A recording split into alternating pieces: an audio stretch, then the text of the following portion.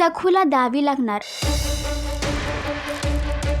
आपल्या अस्तित्वाची परीक्षा। नागोजी आखणार नवीन योजना।